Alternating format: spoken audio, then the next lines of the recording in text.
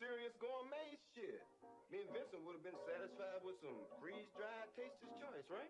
And he springs this serious gourmet shit on. What flavor is this?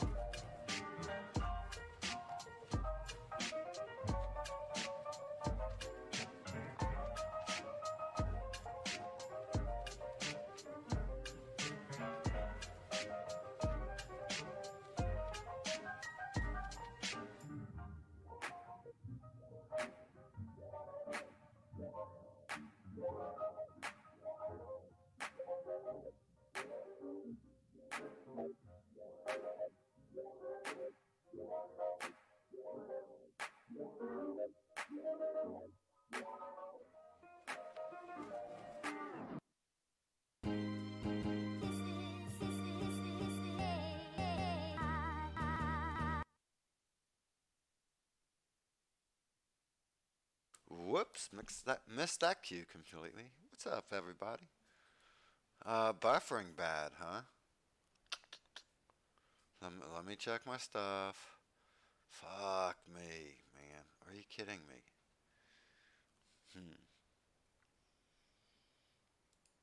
Well, let's do this. There you go. Buffer that, you assholes.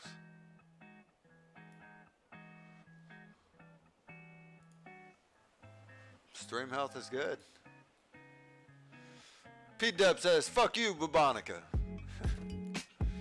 Alright. We got good news today. Shit we reported on has come to fruition. Oh, that's a good freeze frame right there, man. I can dig it. Alright. Anything sound too loud, too quiet? How's everything?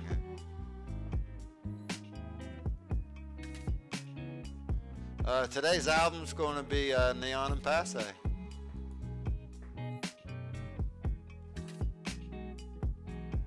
Well, get that shit off. Anyway. Pinky says that answers my question. Word. Morning, darling. P-Dub saying he's all sweet talking. I'm going to get a rash from all this buffering. Really?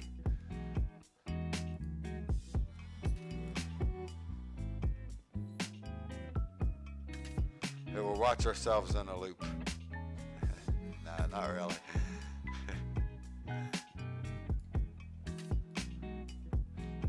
I gotta start getting that thumbnails and all that bullshit in ahead of time. See if it's buffering on my end. Oh, I guess we'd have to have some more than Pinky.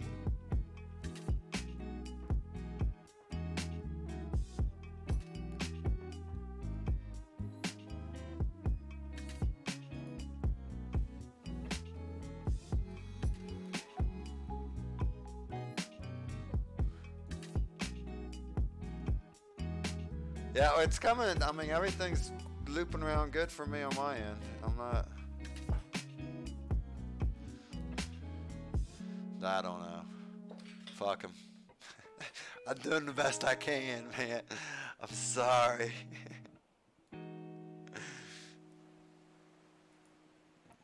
Alright. We can put you away. We don't need you no more. So, anyway. I didn't even listen to myself. I'm just going to assume everything's good volume-wise. So, anyway, we got this asshole here. Here, let me go ahead and just pop him up, man.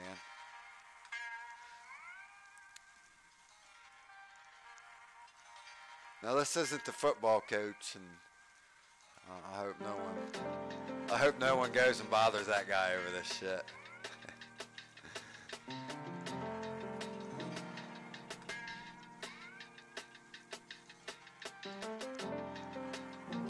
So, let's see, where you at? Alright, here he is. There's our boy Jeff Fisher. So this guy here is a former Principal of the Year, Ohio Principal of the Year, 2015. Hey, you Victor. And he was originally charged with 7 counts of sexual battery involving 2 students. The allegations actually go back to well before, I guess before he was even, he was the Principal of the Year, so, by the superintendent. So, I mean, what kind of feeling is that, like watching someone, like do you think that even crossed their mind? Like watching someone, I don't know who else knows about this shit, but apparently he did. And we're going to walk down that path. But knowing someone's like, you know, fucking with their students and watching them get this Ohio Principal of the Year, that's just some shit. It's a fine now, says Pinky. Well, good. All right. Where are we at?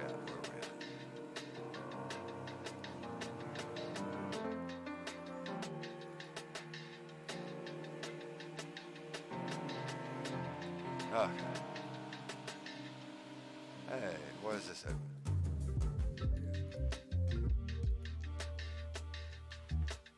We don't know why. Okay. Hey. Alright, so the allegations go back to, man, why did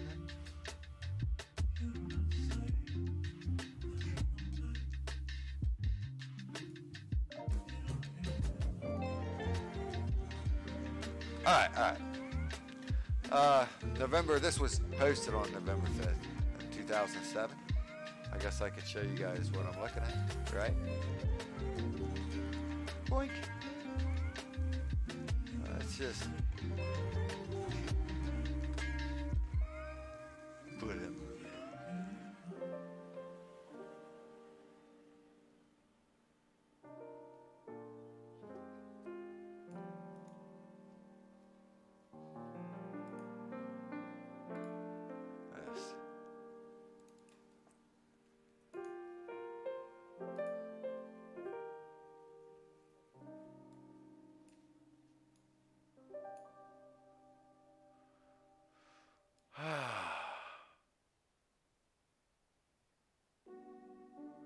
Make him a little opaque. There we go. Now we've got opaque principals.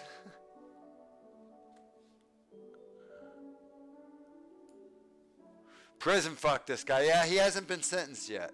So they gave him an Alford plea and dropped 5 of the 2 charges. But that's on 2 victims.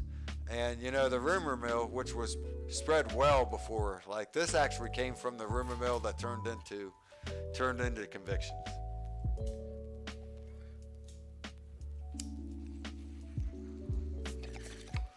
Yeah, definitely need a bong hit on this. Okay.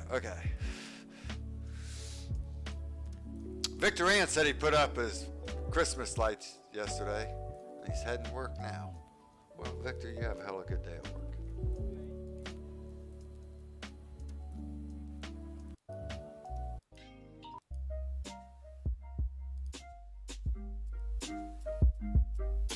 Why did that volume get kicked down all of a sudden?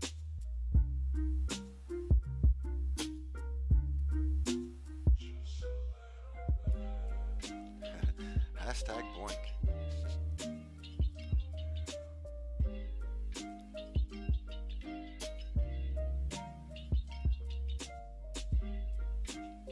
Oh, that was my headphones. Alrighty, alrighty.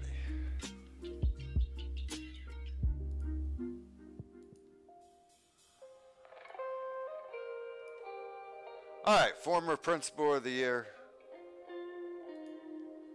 Accused of having sex with students. Former principal Jeffrey R. Fisher. This guy, opaque motherfucker on the right, has been indicted on 7 counts of sexual battery, all third-degree felonies. He is facing several charges after being accused of having sex with 2 underage students. Okay, he could be sentenced to 1 to 5 years in prison on each count. That's depending on if it's concurrent, consecutive. So he could literally not see a real prison. Not see a real prison. This is a quick rundown from, oh, wait a minute. Who do we got a credit for this shit? Metro News, or it says Cleveland.com. So, by Cliff Pinkard. There you go, Cliff. Thanks for providing us the start of this story.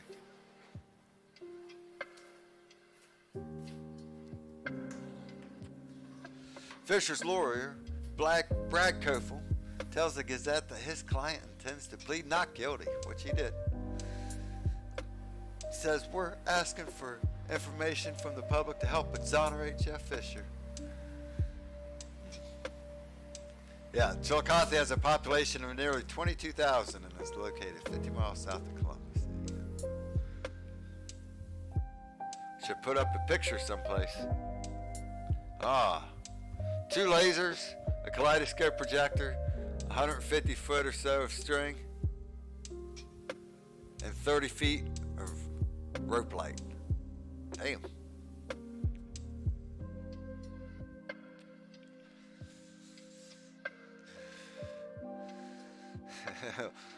Nazi a real prison. What is internment camp, says PW? You would be correct, man. Alright. So this is a accusation start.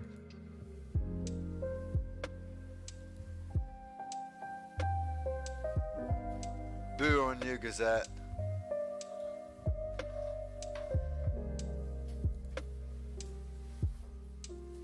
Alright, so here's this fuckwad again. Take a good look at him. If you see him in public, boo this man.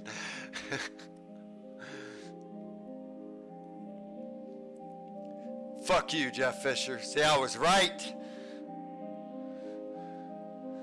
Into live volcanoes, says Pinky. Yeah, you know, there's folk. Purgatio Ignis, the cleansing fire. Former Chillicothe prison principal charged with having sex with students made his first appearance in a Ross County court Monday morning. So, he got to quit his job. It's always like that with these guys. Regular old fuckwads, when they get hit with this shit, it's like, they just get hit with it right away. But it seems that, anything that can make an establishment look bad, there's a process they go through where, they allow them to resign and then they get to call them.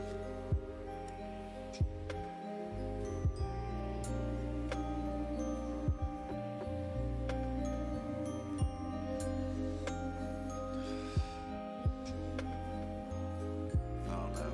I fucking phased out. I was looking at the chat. Derp. Blame that one on the bong hit. Anyway, so former principal charged with having sex with students made his first appearance in Ross County Court Monday morning. Oh, I was talking about how they let him go. It's a former cop. It's always a former cop, not a current cop. Former cop is charged, right? After an internal investigation, every fucking time. Every fucking time. Alrighty. So he was the principal from 2011 to 2016, and then on November 3rd he was charged. He was indicted and charged on 7 counts of sexual battery of 2 students. Remember this. So he was principal of the year 2015. Keep that in mind throughout this story.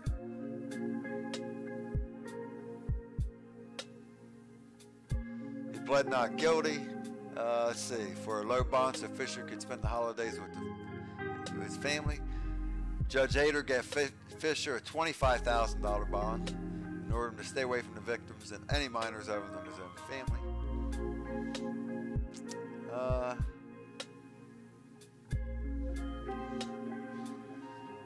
Superintendent John Saxton in a letter to parents. Okay, remember that guy too, Superintendent John Saxton. Said the Fisher was working at home and had been suspended, but his attorney said he was using parental leave, FMLA, after his daughter's birth and was not aware if Fisher had been suspended.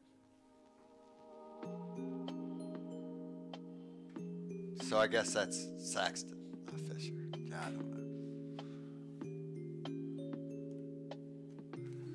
So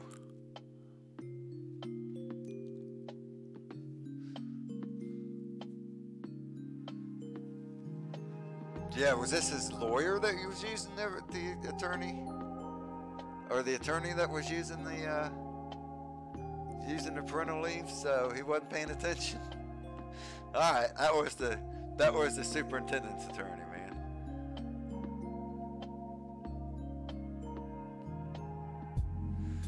NBC4 put a call into Saxton, but is yet to verify if Fisher has been suspended from the district, which he was. Yeah, they sent him from the high school. They sent Fisher, it's my understanding, they sent Fisher over to administration, where he oversaw the web security for the district, and I guess he had something to do with the fucking construction, which is now fucking late.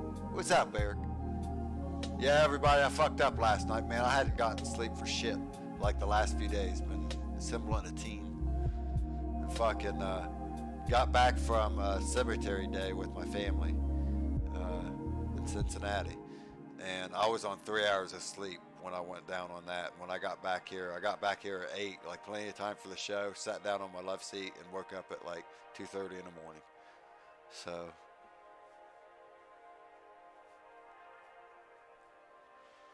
So yeah, other than his family, yeah, he could hang around with the kids in his family.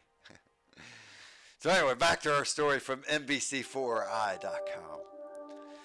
Yeah, it was funny because they had all kinds of supporters, but none of them would talk after the arraignment about allegations that Fisher had had sex with 2 female students between 2009 and 2012, when he was first a teacher, then a principal.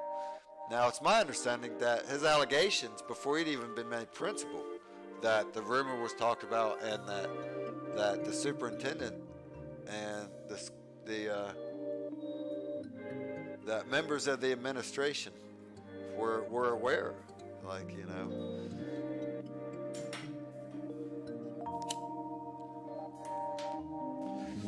It has divided the community and also the district, the school district, she said. Oh, who's this?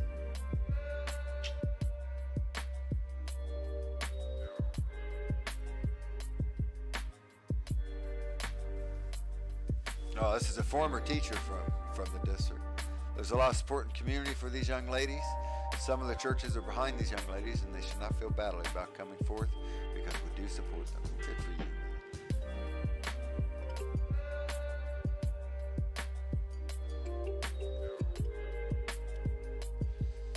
Damn, his fucking shit-ass lawyer fucking just giving shit-ass legal answers, right? The girls were 16 and 17 at the time of the alleged sexual batteries.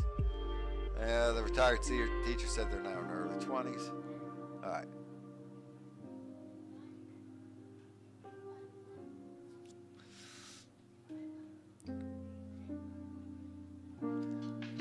Okay.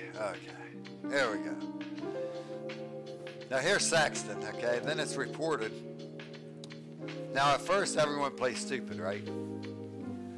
And Saxton delayed a 2010 investigation of Fisher while principal decision was imminent. See?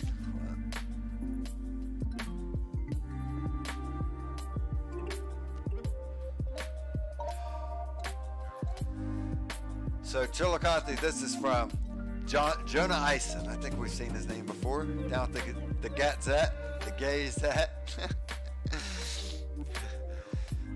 So we just called it CHS around here. So the CHS Superintendent John Saxton was first tasked with addressing an allegation regarding Jeff Fisher as a female student in 2010, less than a month before Fisher became principal at the high school.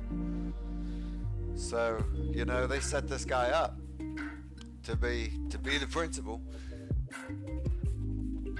However, records and interviews, less than a month before Fisher. However, records and interviews obtained by the Gazette through public records request indicate Saxton chose not to inform the district's board, and he delayed talking to the student until after the board unanimously approved Fisher for the principal job. So there you go. Now, back when this was first talked about, and you know they talked about this guy, this Saxton here, and how he handled this. You know, it's all these are just allegations. Well, you know.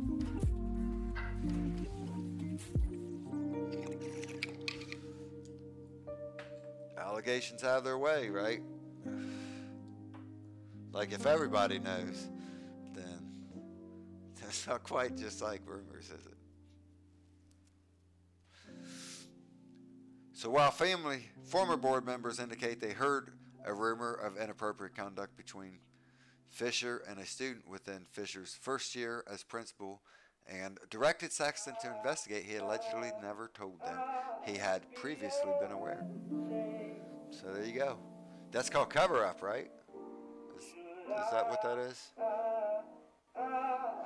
I'm pretty sure that's what that is, so.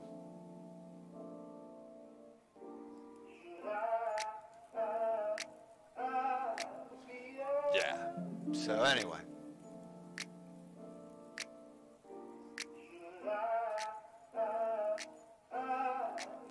Oh, here's John Saxton. There's that fucking penis head. This dude has a penis head. While former board, 7 years after the first complaint, Fisher was indicted. It took 7 years from the time this guy fucking knew before the guy was even indicted. Basically 8 years. 8 years if it was properly investigated. I mean, honestly, I believe it was true then. I think it was true then, it was true now, and it was going to keep on being true until someone stopped him.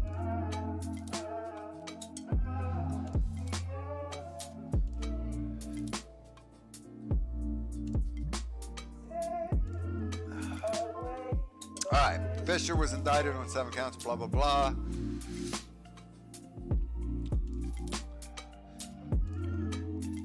Following, okay, this is the guy who Saxton reported. Now, this is the same guy who failed to report in 2010, was the one who actually reported.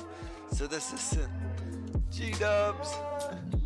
So, this was, you know, not someone, you know, you hear something, say something. Actually, this is his job. By law, fucking motherfuckers in school administration, shit like that, they don't have a choice.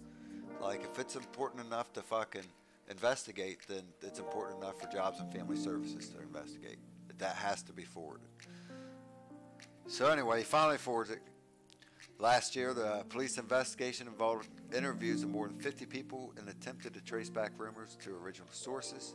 The 2 alleged victims were approached by police as part of the investigation.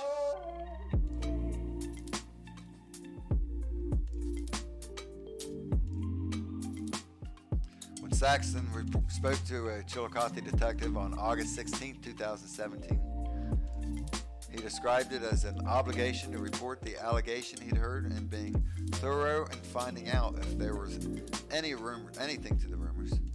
Yeah. Thorough, that's what it was. 6 years of being thorough. So here's the Gazette asking, but how thorough were the investigations? Yes, how thorough were they?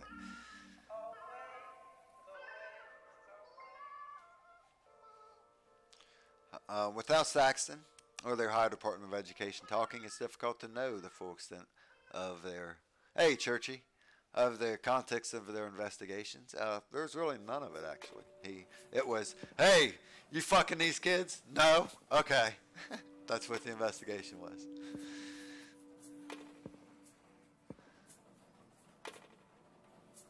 Up until August, when Saxton was presented with a rumor or allegation, he began by talking with Fisher, who categorically denied any wrongdoing.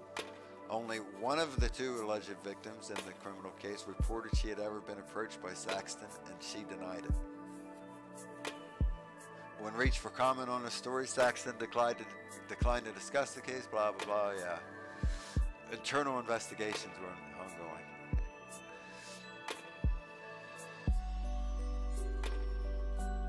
When Saxton went to Jobs and Family Services in August, records show it was at least the 9th instance where he'd been contacted about rumored misconduct relating to Fisher and female students since 2010. So I guess after the 9th time.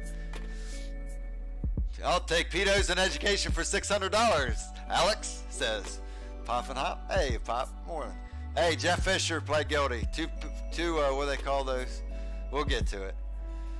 He got 2 of the charges. Pled guilty on. They dropped 5 of the others. And it's my contention there's at least a third. At least a third out there. So, we need to discuss. Saxton was an assistant superintendent, but had been hired to succeed then Superintendent Roger Crago when he sent an email on November 30th, 2010 to Fisher. We need to discuss strategies for talking with, name redacted, about the manner in which she has allegedly slandered you. I'm leaning toward not addressing this until after the posting deadline for the principal is passed, but wanted to get some thoughts from you on how best this can be handled. So that's how they was dealing with it. From his own mouth.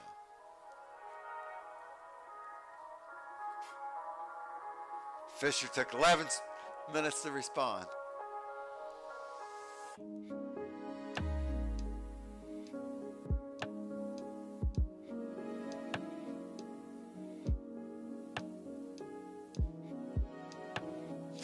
Here's his response to it. Okay? My hope upon hopes would be that she didn't say anything and that someone else is making things up just because they are bored, silly, insane, or maybe to hurt her. I'd say just a one-on-one discussion with her would be best. If I'm there, she will only get hurt and or embarrassed depending on if she actually said anything, Fisher wrote. Fisher suggested Saxton could use his office and briefly outline to talk to her about one thing then another to end on a good note. The district redacted the subject matter of the suggested discussion and the documents provided.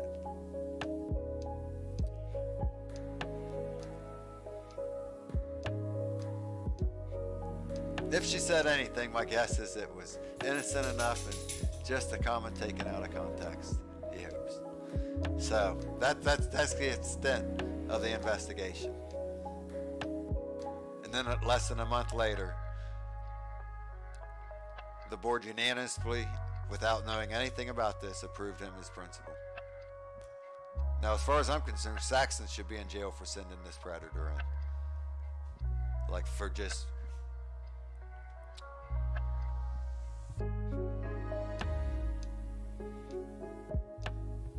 Pinky asked if we knew there was a town in Florida that is all pedos. No, I didn't know that. Man, they burned that whole fucking place.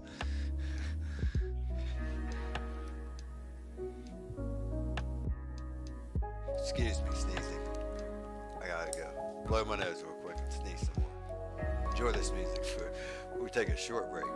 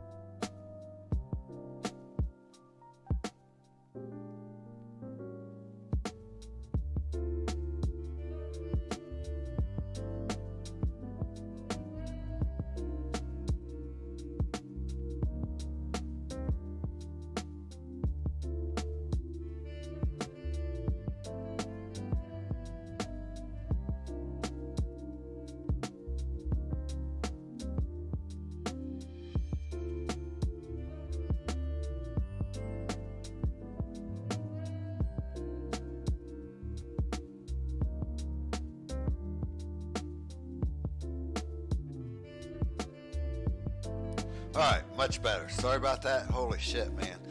Anyone who's like been around me knows that just out of nowhere I'll get like this horrible sneezing fit. And then it just, there's nothing to it. I don't know if I'm allergic. I'm not allergic to anything. It just, I don't know, man. Okay. Back to her story. So a month later, he's the fucking principal. Nobody knows shit. Alright. Chemical castration? Leave it to the Floridans. If there isn't one in California yet, there will be soon enough, said Churchy. Damn. Talking about the, sadly, no, it's called Miracleville. Man, that's just, fuck, man. I hate anything that sounds like, I've seen so much shit like that's their language. Is that fucking miracle shit. And fucking everything's like so fucking goody and shit, and it's just horrible inside, man. Word, Shadowcat. They are apparently a ministry that helps pedos get back on their feet after conviction and or prison time. What the fuck? Popping off says, it's a miracle they haven't been beaten to death yet. Word? I wonder if that's where they got the name from. Yeah.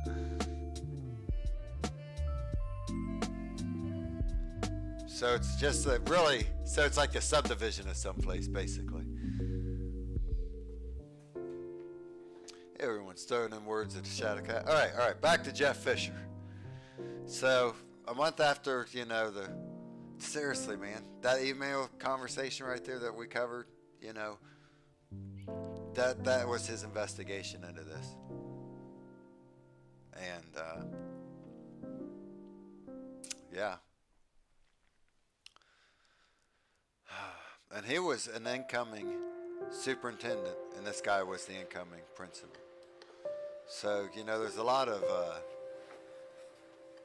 I guess you could say there's a lot of there's career pressure that's based on this guy, that's setting on this guy.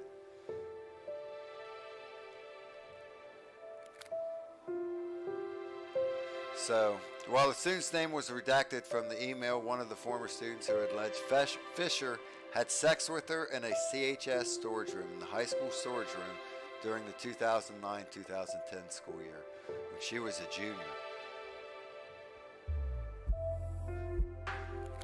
Told the detective she had been questioned by Saxon alone in Fisher's office towards the end of the school year.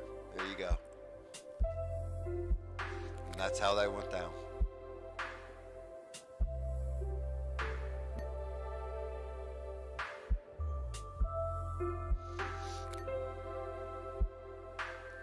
January 2012 came with a blast of rumors as teens across Ross County, particularly from CHS, stumbled upon a laxly regulated anonymous online message board. Topics got, I'll tell you what, Topics Chillicothe, that's like it's like Bad Guy Page 6. It's just so much fun to fucking read, man. Various emails tracked the issue. Seriously, like everyone trashes Topics, but this is how this went down. This motherfucker, like they kept it alive there. When no one else would listen, they kept it alive there, man. Various emails tracked the issue CHS was having with the site where scores of message threads targeted students and staff in the district. In a January 10, 2012 email, Fisher told school counselor he'd had crying staff members and students in his office repeatedly for 2 days.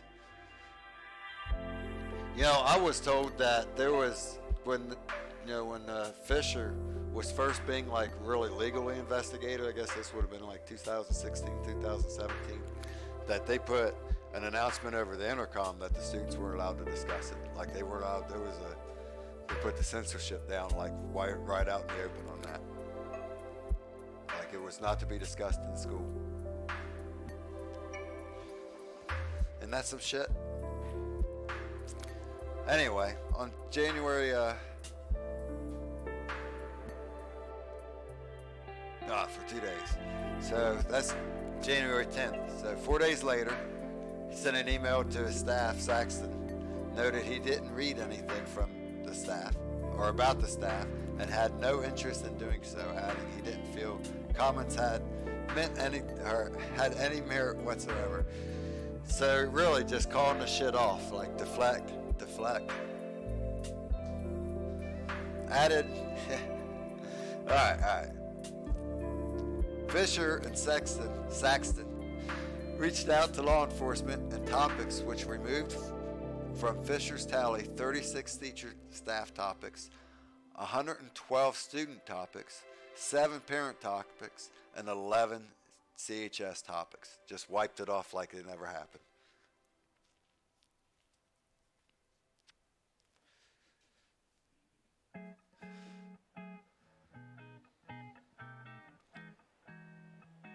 So then on January 26th, Saxon's secretary fielded an anonymous call. Anonymous. From a woman wanting to report she'd heard Fisher had a relationship with a student. The previous year was now having a relationship with another student. The caller alleged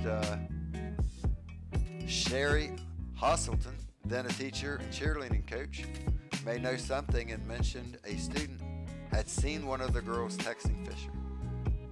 Saxon forwarded the secretary's email to Fisher saying he gives no merit to anonymous complaints, but hopefully this illustrates to you why I have told you to cease and desist sending texts to students. Like, what kind of fucking principal sitting around texting his fucking kids, man? Anonymous.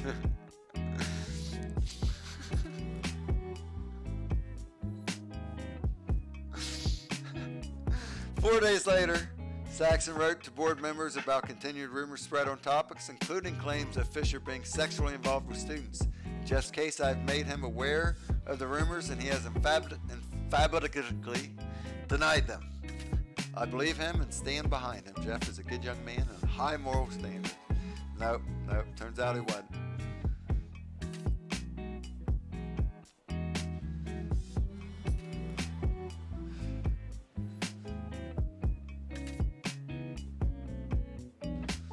Ohio Department of Education investigated in 2012, a year later, and yeah, nothing happened then. Same, hey, what's up, Jolly Rogers? Hey, the local principal, what we're covering is the local principal here was caught fucking his students, man, and they knew about it before they even made him the fucking principal. And then, a few years after being the principal, he became the Ohio fucking Principal of the Year. And then a few years after becoming the Ohio Principal of the Year, he pled guilty to fucking 2 charges of sexual battery with students. So, definitely honk.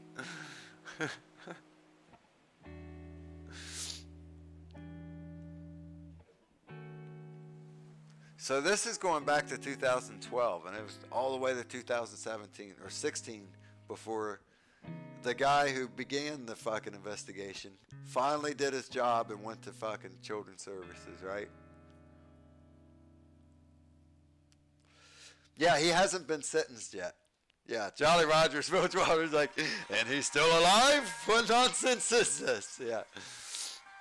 Yeah, I'm calling for the gallows, man. There we go. You guys, I gotta add something here.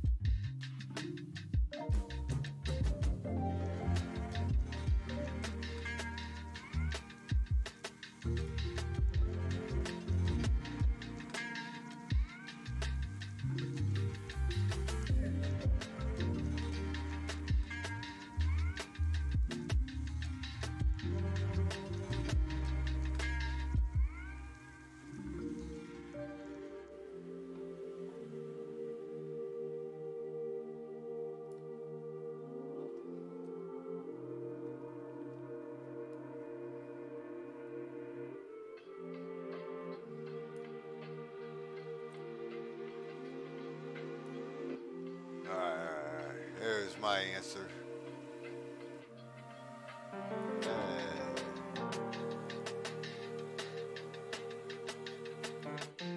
Gotcha.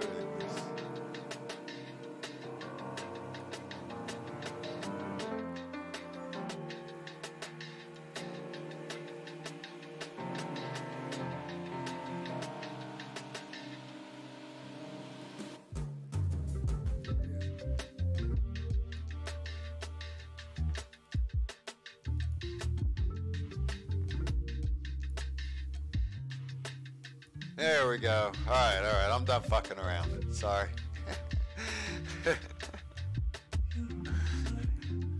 Almost done. Come on, get on there.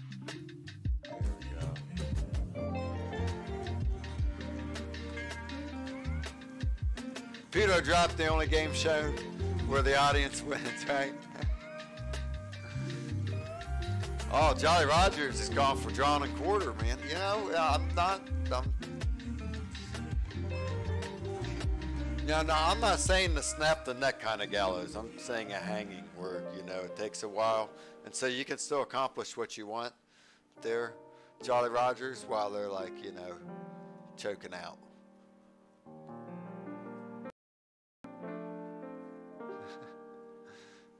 The big chain's holding up the old lamp lights still attached at the courthouse? Yeah. I believe so, Pop and Hop. I believe they are. So anyway, man, when was this article written? This was written in February 2018. There's a bunch of these articles, man. Just goes on and on. This one here, though, just tells the story. What the board knew.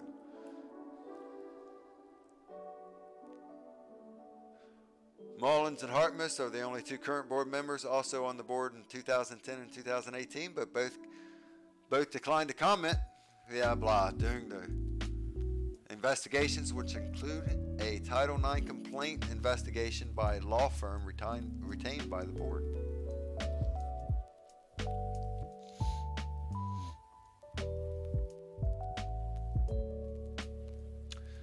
They don't recall Saxon ever informing them of an ODE probe in 2012, but did remember Saxon informing them of the topics issue. Yeah, something that was just...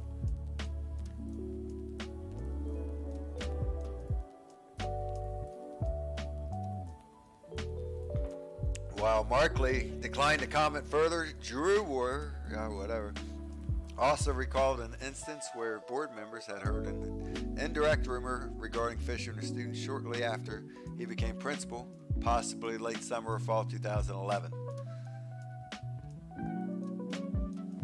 They told him in executive session to investigate, and a juror remembers Saxton came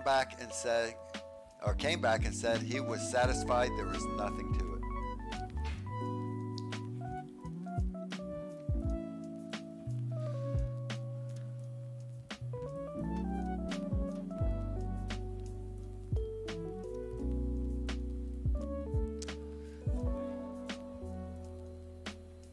However, juror said he would give Saxon the benefit of the doubt, and with the information on hand, didn't believe there was anything nefarious in Saxon's actions. Oh yeah, they weren't aware that that was the extent of the investigation. Was an email saying, "Hey, how do you want to deal with these?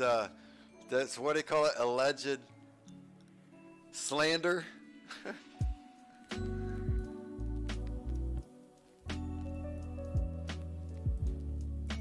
Fisher told him how to deal with it, and that's exactly what he did. Okay, so imagine that's your daughter, right? And the person in charge of you know, investigating someone fucking your daughter at school, the principal. That's what his question. That was his the extent. Like, boom.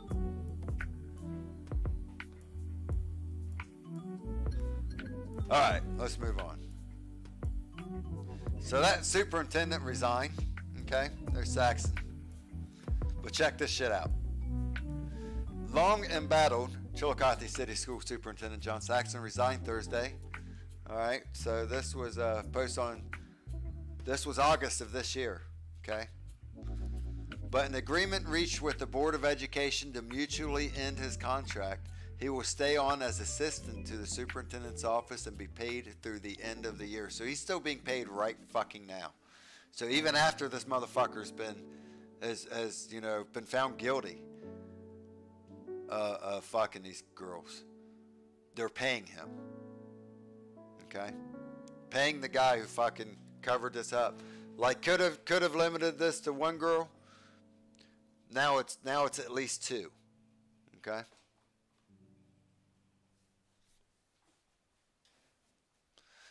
So, no details of how much Saxon will be paid or what his exact duties might be were included in the release sent out by school board. When the Dispatch, this is from the Columbus Dispatch, I believe, right? Yeah, Columbus Dispatch. This is from Holly Zachariah. Well, thank you, Holly Zachariah. Let's see if Holly Zachariah is hot, right?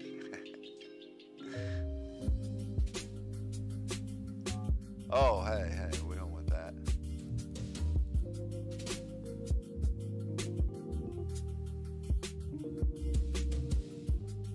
Yeah, let's try this.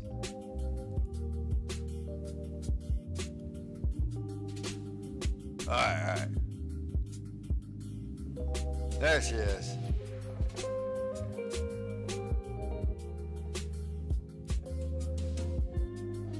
That's so funny that they go from the reporter for, you know, an established paper. Let's see, is this her? Nope, that's Holly Osborne. Is that the same person? Oh. There you go. Isn't it funny? Alright. Let's get back to, that's who wrote this. Alright, Saxon has been on family leave or using vacation since May as a movement. Oh, so it was the superintendent. So before suspending this motherfucker, the superintendent went on family leave, right? And then played stupid. I don't know what's going on over there. Fisher, who resigned in January, has pled not guilty. His trial is set for November in Ross County Common Pleas Court.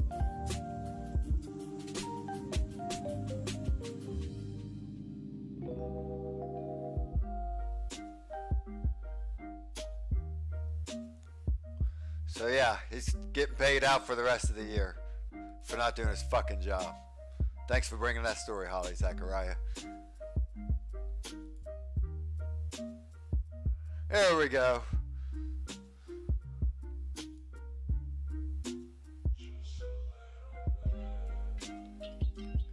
So let's go back a little bit. So before he went on family leave, right?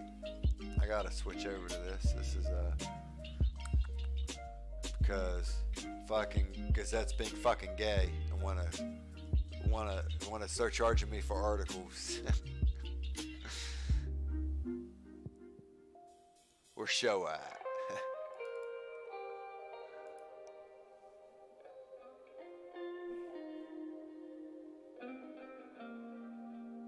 There we go. All right. So this was reported in November 2017. So we're talking 7 years after the superintendent, who's been the superintendent this whole time. Guy was principal for, 6 years. Was given principal of the year.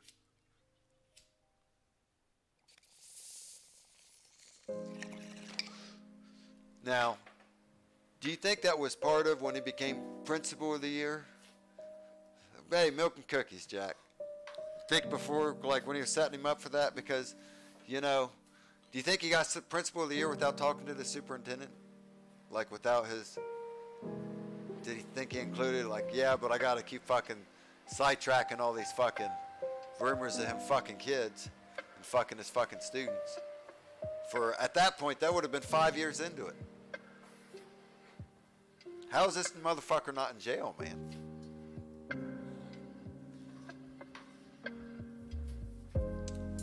Alright. This is again from Jonah Eisen. And it's entitled Open Secrets. Who knew about rumors about Chillicothe High School's Jeff Fisher and when? So, Jeff Fisher was 34 when this article was written. So he would have been like 27 at the time. Okay. 27-year-old brand new principal.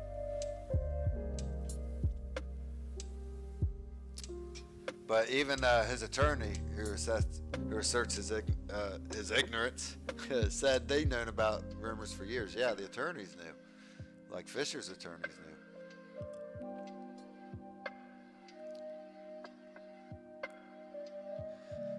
Interviews and public records requests by the Gazette revealed there was a secret internal investigation into rumors about Fisher possibly having sex with students by the district and the Ohio Department of Education.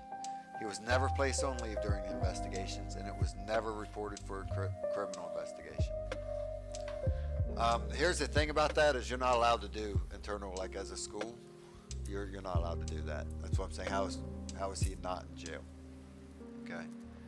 A rumor presumably about Fisher, currently on suspension from his administrative job, having sex with students is what led to the district to go to Jobs and Family Services earlier this year.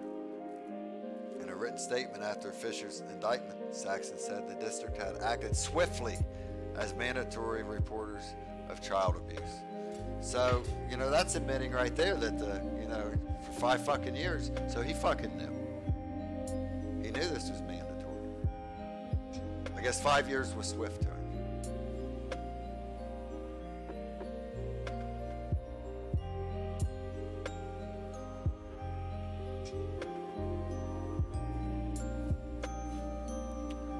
Alright, so what changed? Okay, so this is a great article right here. But in 2012 letter obtained by the Gazette, Saxton claimed the rumors at the time were completely false and cannot be substantiated by evidence or fact. So what changed? Alright.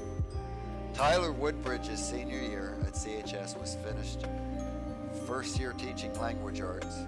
Was Fisher's first year teaching language arts and journalism in the 2005-2006 school year. Woodbridge was part of the Cavs news team, and Fisher impressed him. And he was a very straight-laced, by-the-book kind of teacher, Woodbridge said.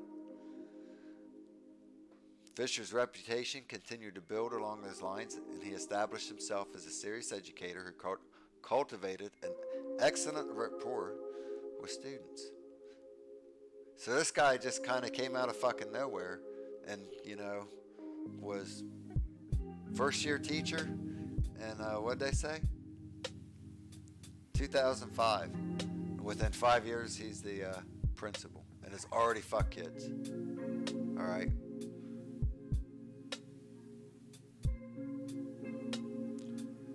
When former principal John Payne left, Sharon Verhoff, a former Education Association president, remembers talking to Fisher about his interest in applying for the job and telling him, "I'll follow a leader."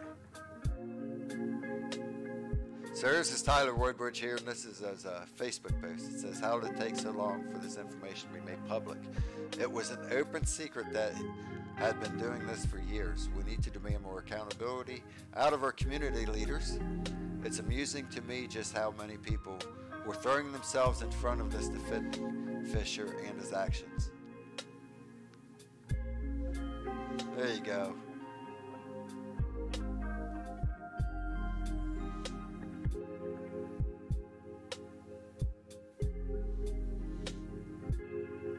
So he took over in January 2011.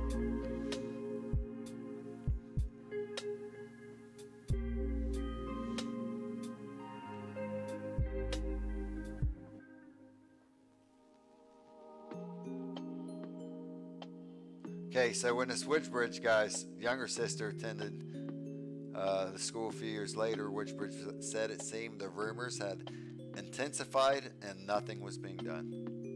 He said he was quite shocked at this point. Yeah, I bet he was. Imagine that, like just watching that descent up close and personal.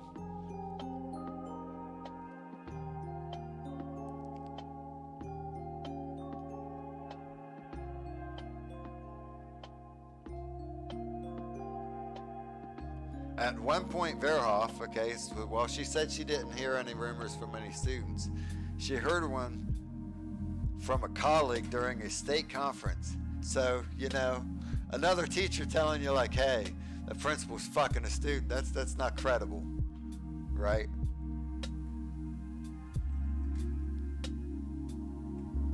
Said it was provided during what Verhoff viewed as a gossip session. So if you tell these motherfuckers in a gossip forum that someone's fucking somebody, that a principal's fucking a kid, they're gonna be like, bah, whatever. One giant rumor mill. It seemed ludicrous.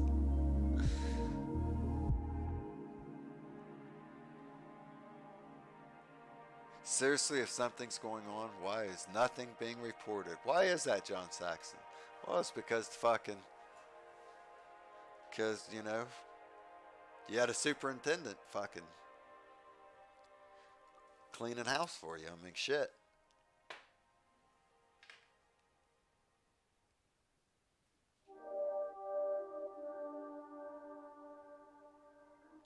Fisher's indictment had a huge impact in the district and the community. Okay, I'm sorry.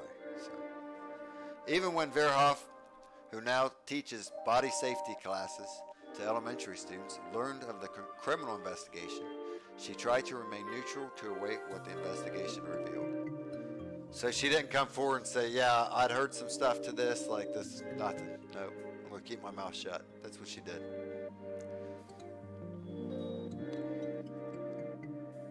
Verhoff said it's been difficult because it's been difficult because, quoting Verhoff, because I really have this confusion in my head. I believe we're on a good track and I'm disappointed. So it's, you know, because of the professional success that he had, and he was successful in that. So because of that professional success, that's what she valued over. There we go.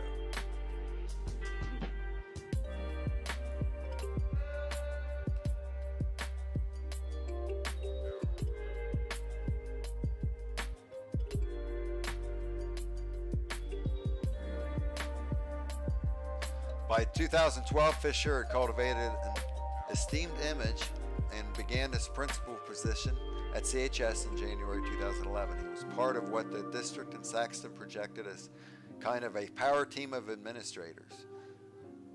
Young progressive educators. Remember that, progressive.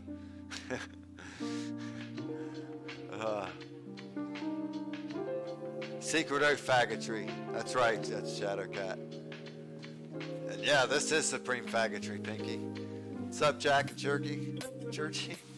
Shadowcat says, nope, we take the heads of every fucking demon rat and Republican and line our streets with liberty fucking decorations. Right. Pop and Hop says he can't speak out against fellow union members. They might file a grievance. Yeah, that's true, man.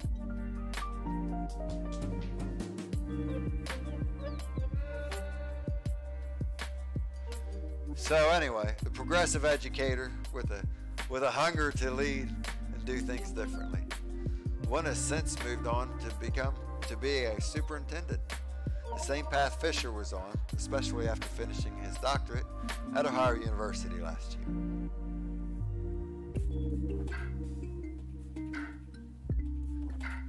So this woman's daughter was on the verge of graduating in 2012. Progressive equals progressing us further towards and over the cliffs of rationalism. That's right, Churchy McBiscuit. Pete Up said Obama gave me still found. Wow, man. I'm not even going to try and read that, man. Too illiterate for that, right? Get this racist honky evil white cracker out with this piece of shit racist white ass. I need a cell phone. Random this over. Alright.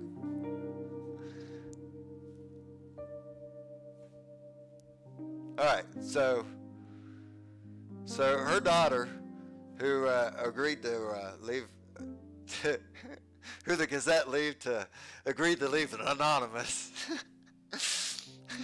That's not really leaving someone anonymous if you tell them who the parent is, right? It's not how anonymous works, Gazette. God, you're so bad at this. God, why do you have to be so bad at this? Oh.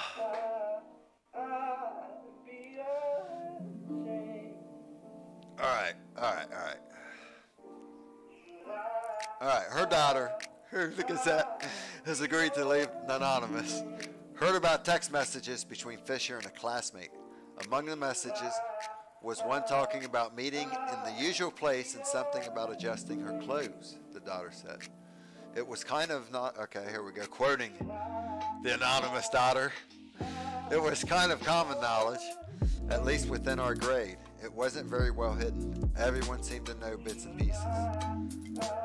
Adding that the implication was Fisher was having sex with the student.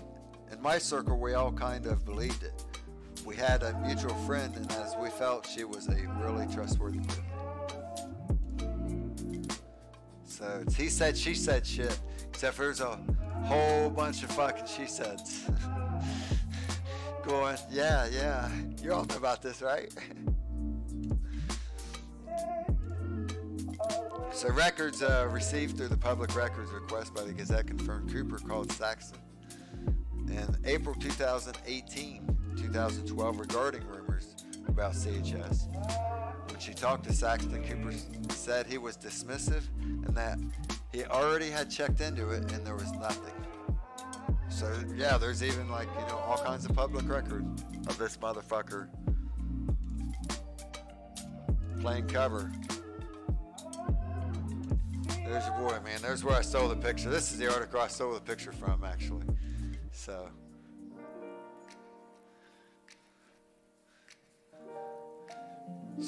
this mom, this was just a mom, like a student's mom, right?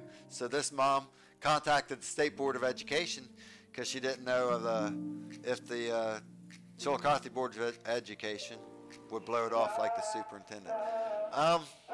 Yeah, that's fair to say that that's what they did. Yeah.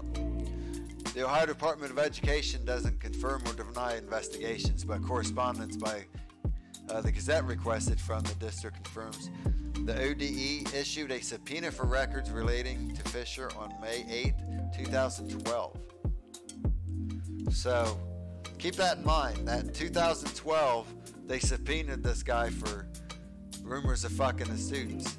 And then they made him the principal of the year 3 years later. The district sent the records on May 18, 2012, along with a letter from Saxton to investigator mentioning the conversation with Cooper. There you go. All wrapped up nice and neat. I investigated the information that was given to me. I question Mr. Fisher and believe without question that these rumors are completely false and cannot be substantiated by evidence or fact. You motherfucker. We take staff discipline extremely serious in the Chillicothe City School District. It is disappointing that these complaints have been made. However, we will comply with requests to investigate further if credible and sufficient evidence or concern is brought to my attention, Saxton wrote. That's 2012.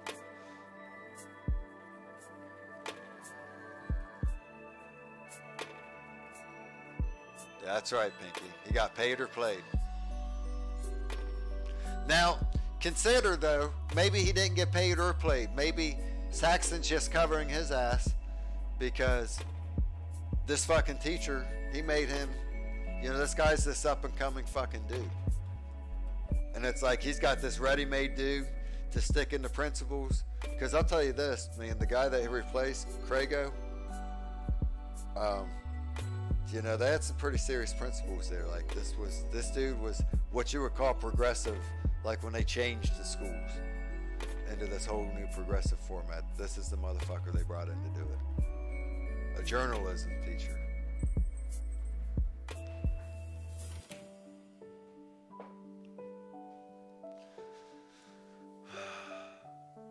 According to Brad Kerfel, Fisher's attorney, the ODE, getting back to our article, investigation cleared Fisher.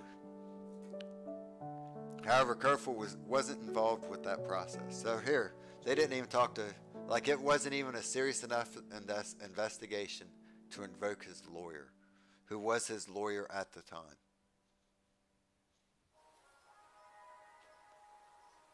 Well, saying that Fisher didn't retain an attorney at the time. Kerfoot described the investigation having been brought about due to posts on topics, an anonymous online website, rather than a complaint from a parent. Good job, Anonymous. The Gazette was unable to confirm whether there had been a message thread about the rumors on topics, which Gannett, the parent company of USA Today, and the Gazette partly funds with two other media companies. Sending lots of waifus after them, boo. Yeah, I'm saying, right, Jolly Roger? Right. Like, just feed them to my bitches here, to my waifus. They're like, we got this. That smile right there, man. I'll tell you when my favorite waifu comes up, man. So the one that like always makes me smile through all this shit.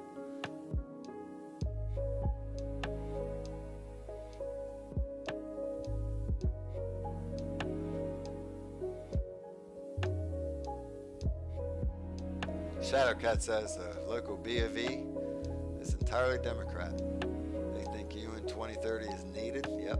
And they protect the rights of pedophiles that hold their offices. Yep. No, we're looking at it right here. Now, my friends who've known me for a long time will tell you that, like, this is the kind of shit I've been screaming about for decades, and everyone's been fucking, like, looking at me like I'm fucking crazy and asking me why I'm bringing everything down. Why? Like, I just think, no, all your politics is bullshit. Because all the way down to the local level, it's corrupted. All the way down, like, they've already given your kids up. Okay, this is a case of it right here, of a superintendent giving your kids up to press his career.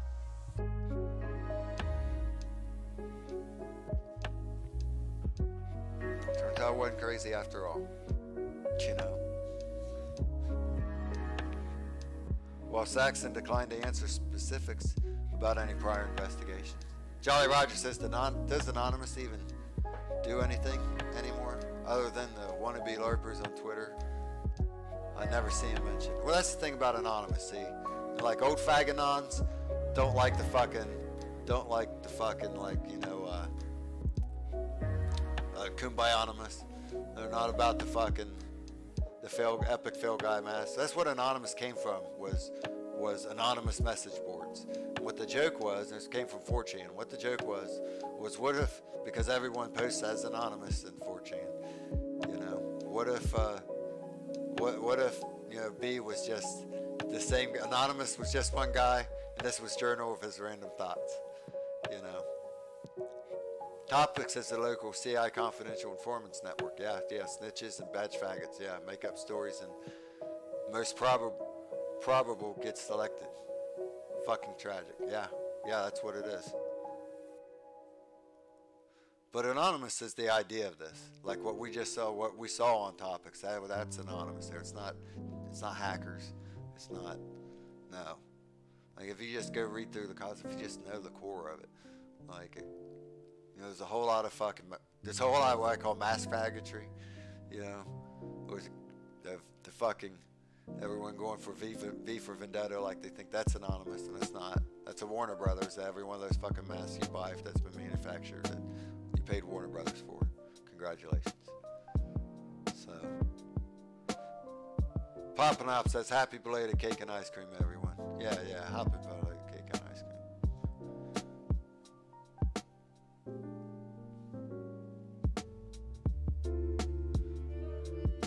Failure to report is a 4th-degree misdemeanor, at least the least serious degree of criminal charges. That's what that was.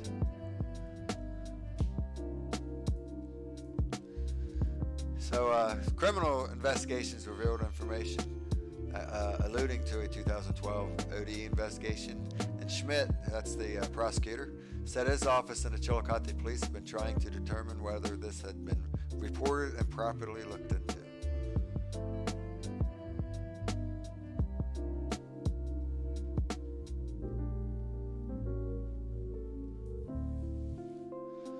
At the conclusion of a rape trial of a teen girl at a party in Steubenville, the Attorney General's office convened a grand jury to determine if there were any adults from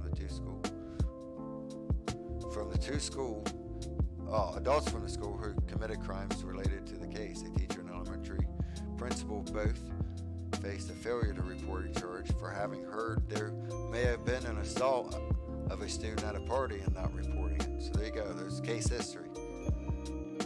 Both were granted diversions in lieu of conviction. They were required to complete community service and speak to other educators about sexual assault.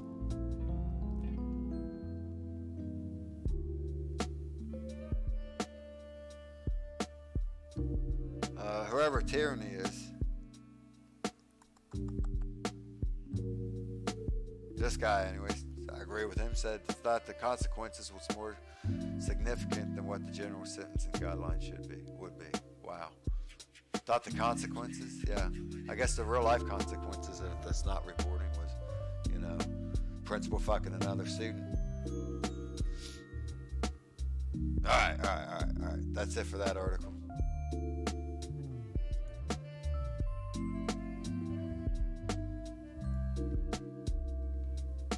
Oh, hey. I had it in duplicate.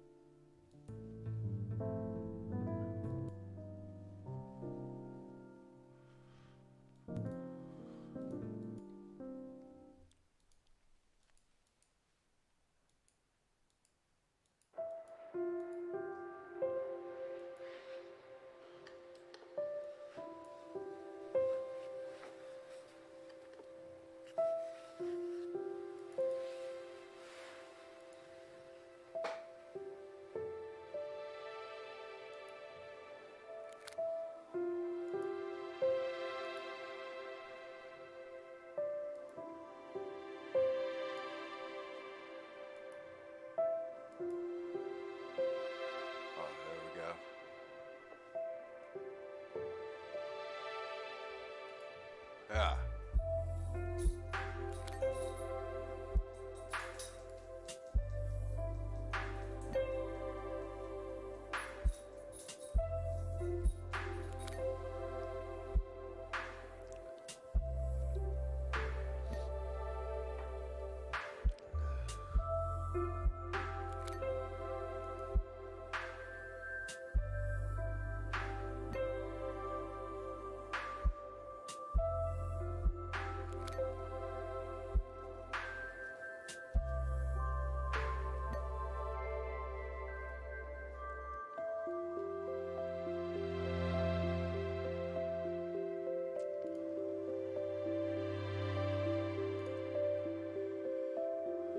Alrighty, and to conclude our case,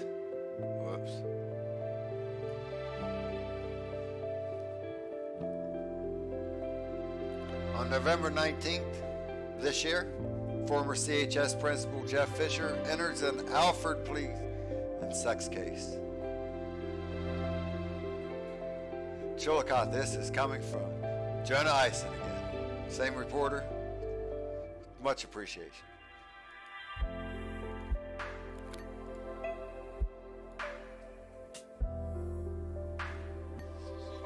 An Alford plea is made when the defendant wishes to assert their innocence, yet acknowledge the prosecution has enough evidence to convict.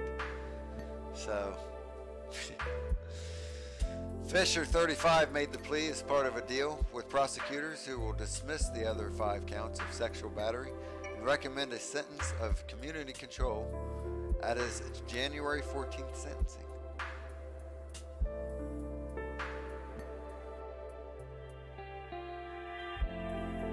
The deal was struck during the final status conference before Fisher's 5-day trial was to start next week.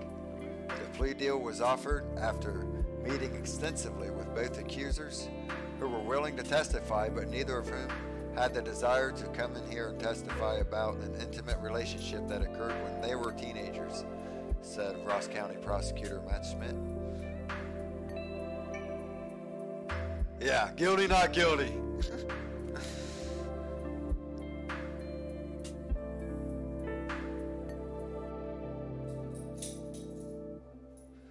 So, highlighting what led up to this, right? There's a Title IX report that Jeff Fisher likely engaged in sexual misconduct with 12 female students. Okay? Saxton delayed 2010 investigation of Fisher while principal decisions was imminent.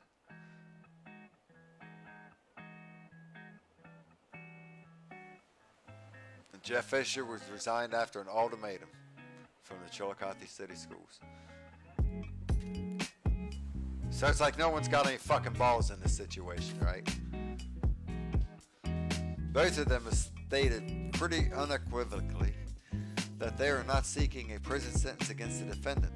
They are not, surprisingly, vindictive in any manner towards him. They simply want to assure that he will not be a teacher or principal ever again and won't have that kind of access to teenage students, Rin said. Fisher's attorney, Brad Kerpel, appeared to think. So the guy's ex-girlfriends weren't mad at him, right? That's what. Is that what we just read there? This fucking. This Principito, is that what we call this guy? Principal of the year, I'm sorry. So the principal of the year is fucking 2 girlfriends, man.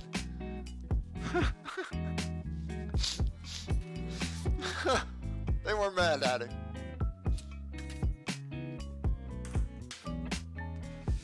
Fisher then met in private with his wife and briefly with prosecutors as he sat at the defense table waiting for the judge.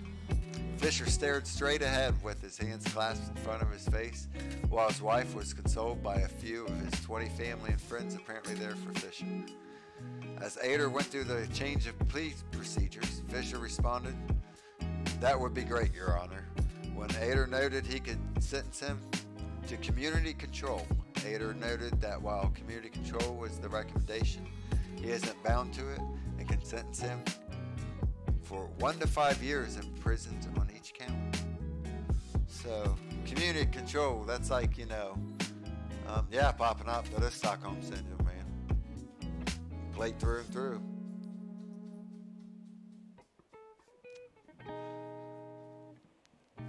Pop and Hop says, I would like to move back so I can be part of the community to have some of that control, please. Yeah. Right?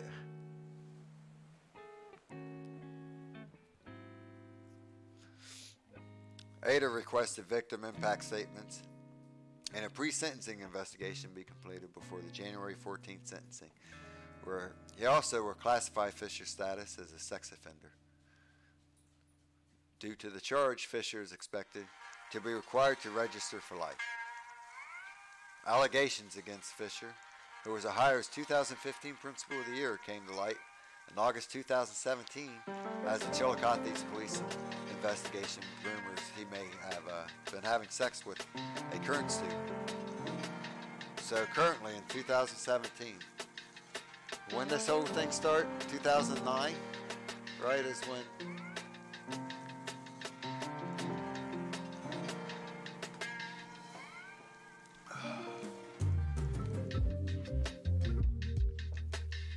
allegations against Fisher's, oh yeah, we already got that.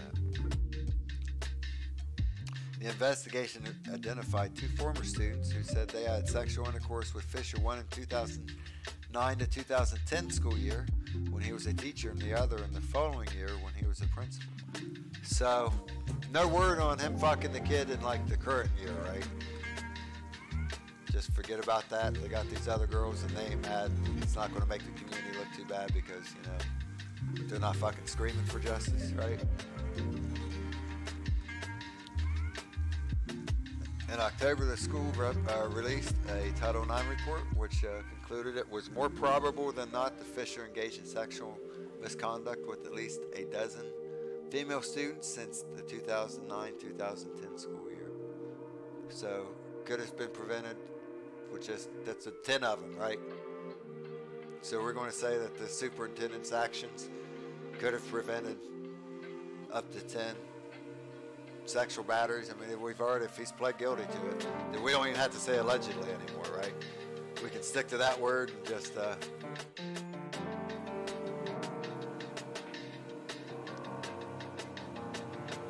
should we like put him on a copper top, put his face on it, call it sexual, just put sexual across the fucking, instead of Duracell? It's a sexual battery. This motherfucker's face wrapped around it. You put him in a bag and a sock and you fucking hit him in the head with or something, right?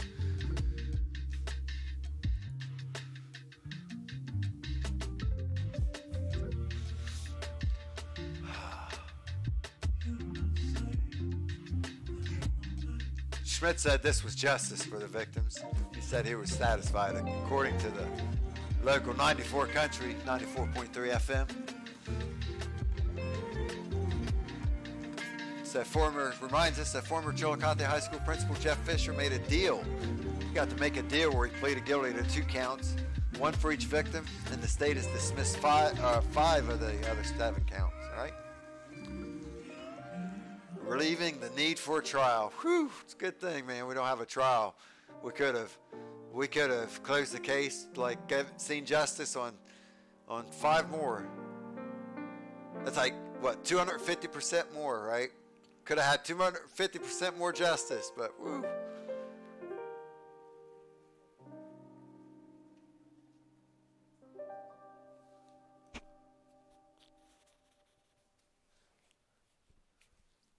Why are prosecutions given these deals when even the defense is saying, hey, you got me on this? Like, why would you give up 5 sexual batteries? Why would you do that? Does not every sexual battery count? Because these were indictment-worthy sexual batteries. This wasn't like, that's well past the rumor mill, isn't it? Under the recommendation that is being presented to Judge Mike Ader for sentencing, Fisher would be marked as a sexual predator for life, and under that classification could not live within 1,000 feet from any school. So yeah, Fisher's sentencing will be July 14th, and he is recommended for, okay, I guess that's prosecutor's recommendation, right? For community control with no prison time. When the Department of Education believes that he fucked 12 of his students. Up to, I guess. We'll just say that. Right? Yeah, that's right. See, now Poppin' Hop gets it. So this prosecutor's running for judge and all this shit. Like, you know, the finalization for all this shit. All this happened after the fucking elections, not before. It's very good, kid. Yeah. So tell me how your like local politics, all the way down to the fucking, aren't controlled.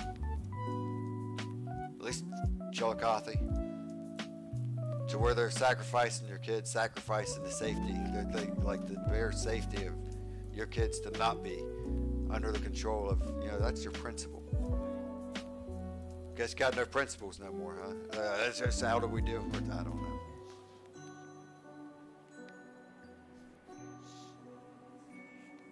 So,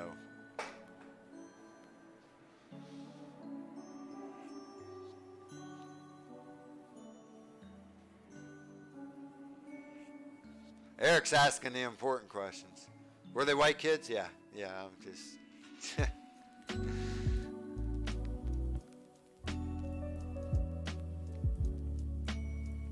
Yeah, Jolly Rogers, you could get more... You could get 1,000% more justice with a pissed off dad and a shotgun, right? Poppin' Off says to minors, hey, that's hashtag legal. Hashtag legal. It's sexual battery. The Poppin' Off begs to differ. It's just rape at that point, right? Like, can a student consent to sex to their principal? Let's just ask that question. Let's say no. Let's just flat no. Like...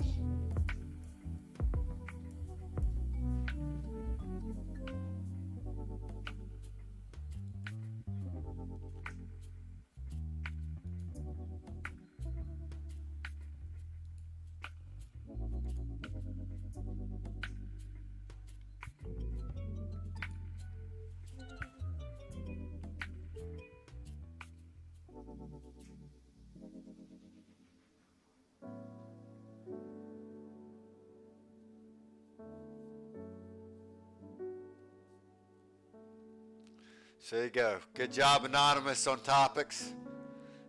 Anonymous strikes again. You still got it in you, kids. To me, that's how Anonymous works, and that's what Anonymous is. And so if you got your little sects, if you got your little hacker clubs, if you got the, you know, that's what those are. Those aren't, that's the true gist of Anonymous. Shadowcat's calling for Jags, yeah. Yeah, bring it on to military tribunal. Fucking try him right there on the spot.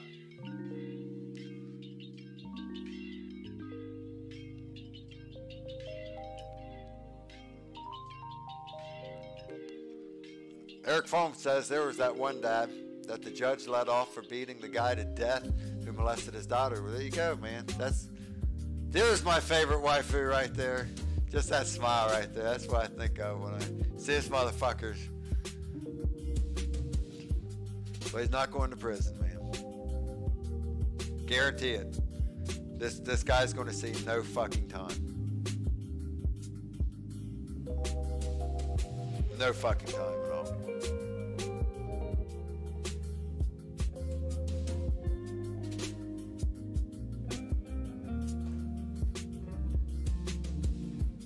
Charlie Rogers says the most powerful people in this country are judges, from top to bottom, and that's disappointing. Well, let me ask you something. Was this a failure from top to bottom, would you say?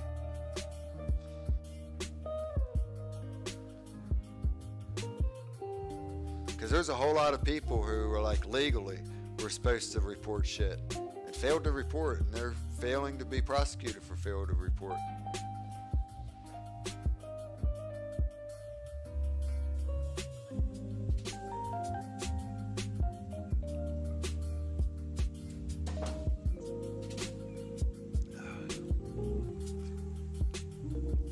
I don't know.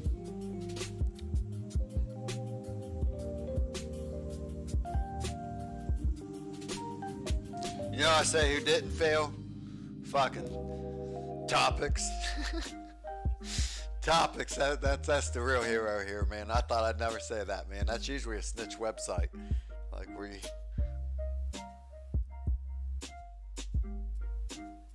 Yep, absolutely, and that's how people get away with the shit. That's right.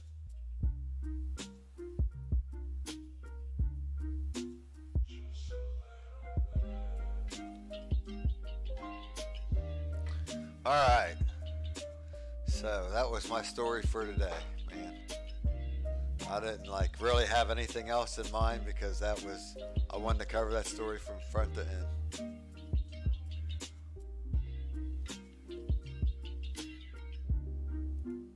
Let me see if I missed anything. No.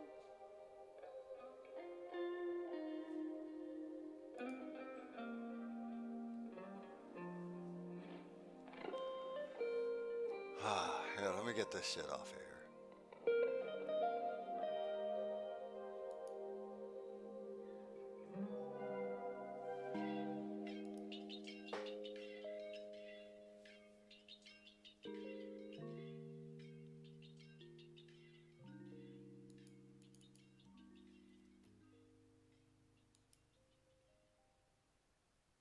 Oh, that has been moved, hasn't it?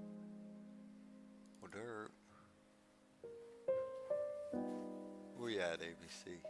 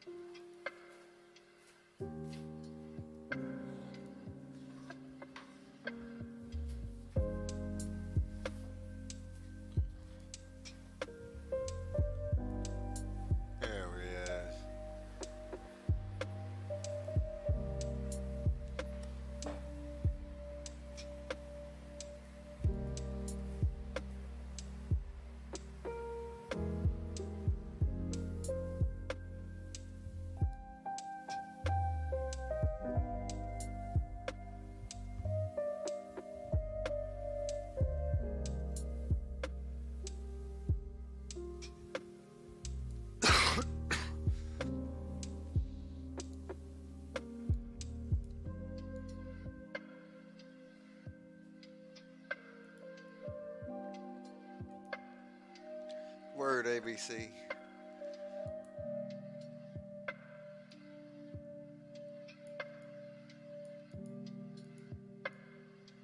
need to fix that shit. There we go. So what you guys got going on in your neck of the woods? That's what's happening here, man.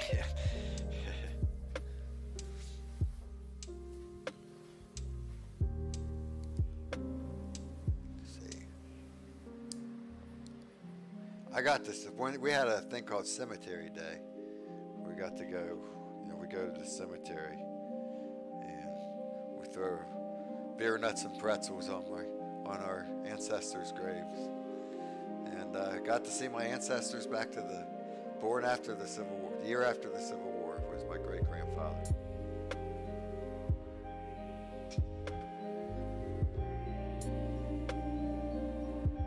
Oh no, shanked it.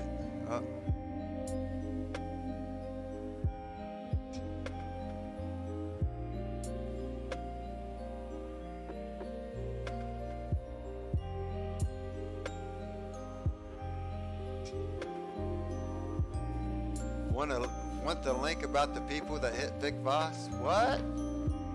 Yeah.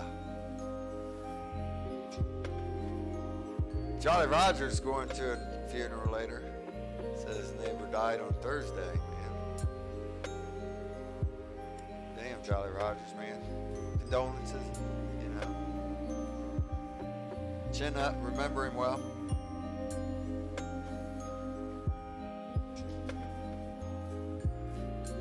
I guess if he was a good enough neighbor to be going to his funeral, he was a good enough guy then. And that can just be assumed in that. So.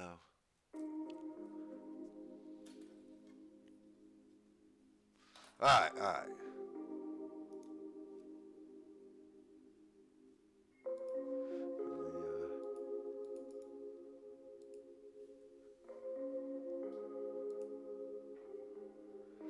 Hey, Patrice. Man found guilty in worst child death case of Sumter Township 4-year-old.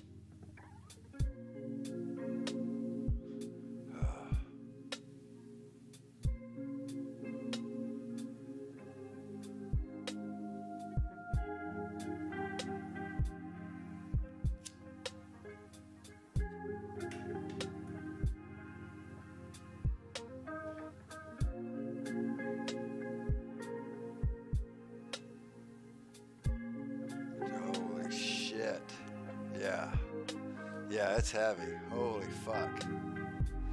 Jolly Roger says she was 86. He was expecting it, but it was a bad deal. Hey, J-Now, how you doing, man? You guys just missed me ranting and giving a history lesson of how a superintendent who could have reported a fucking principal fucking a student sat on it until the principal had fucked it at least another 10 students. Alright. For 5, 6, 7 years. 6 years, let's say. 7 years.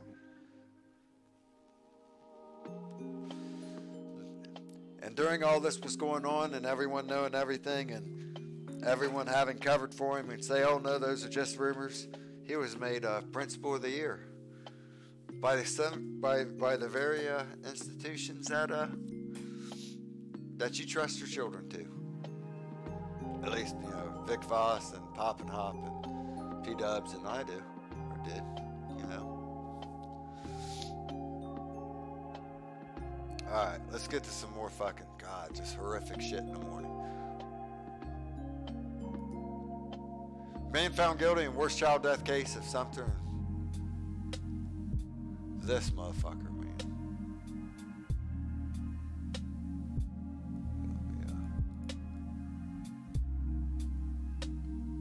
Yeah. Okay, don't think you're getting off the hook there, Ma.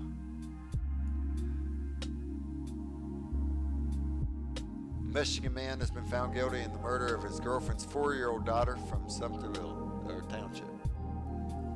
Jury found Brad Fields, 28, guilty in the death. So the jury found him guilty, which means that, like, you know, he denied this shit the whole time.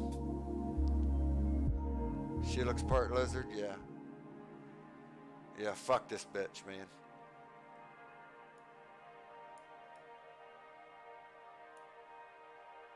Fuck this cunt.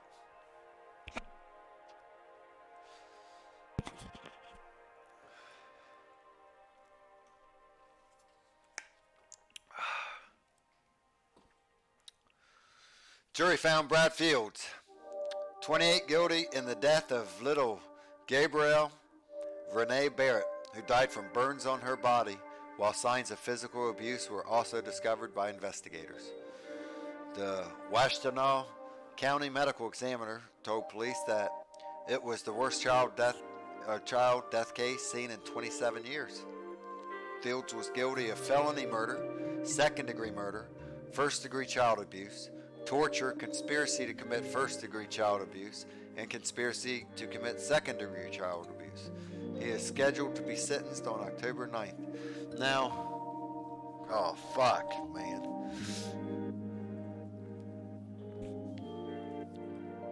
When was this? So this was, he should have already been sentenced, man. Let's find out what. We'll just get to, we'll get to that. Holy fucking shit. This isn't like public hanging and then quartering and disembowelment. I don't know what the fuck it is. Patrice says her mom passed 16 days short of her 79th birthday at home surrounded by family. That's a good way to pass, man. Hiya, Patrice. Charlie Rogers Bilgewater says, burn.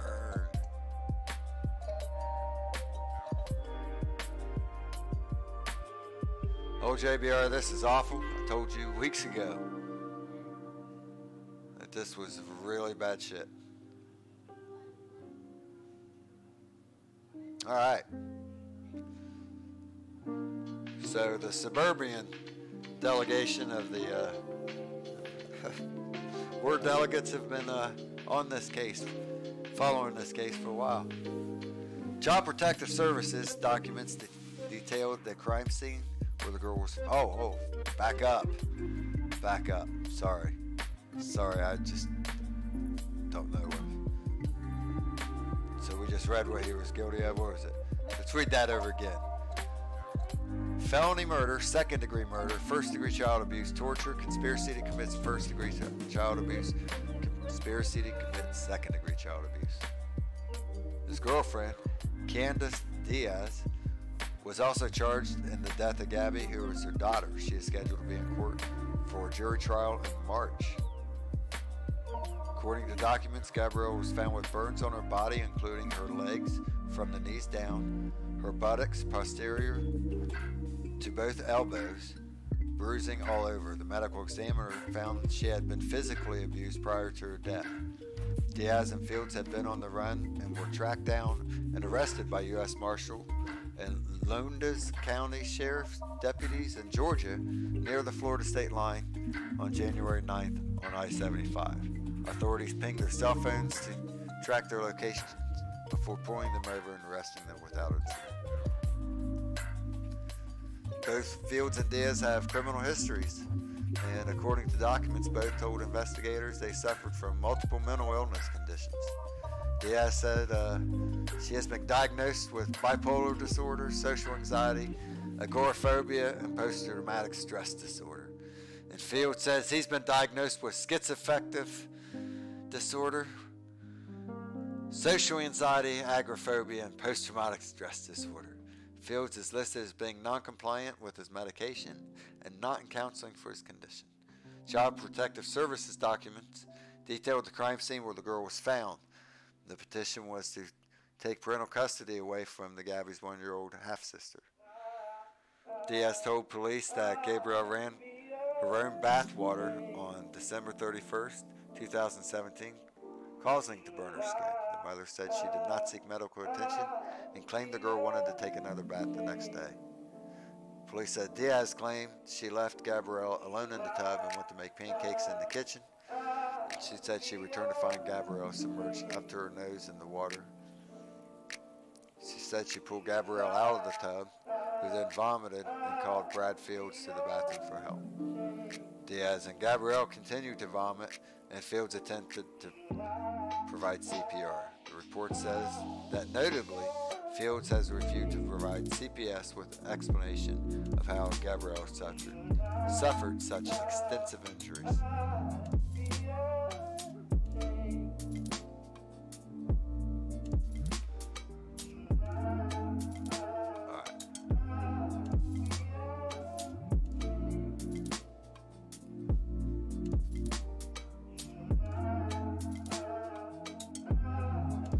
Let's look up his sentencing.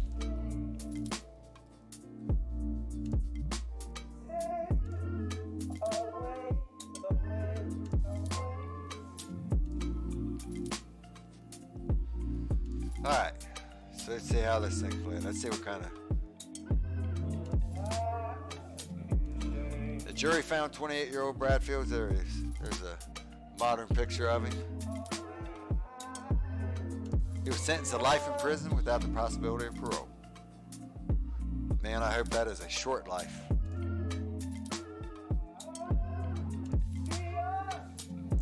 Judge Vonda Evans compared the home to the castle in Beauty and the Beast, but the jury says the Beast had a good heart while Fields was a murderer. What?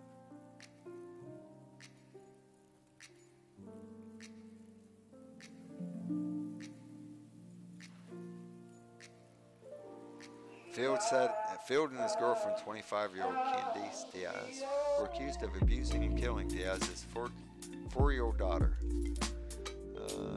New Year's Day 2000.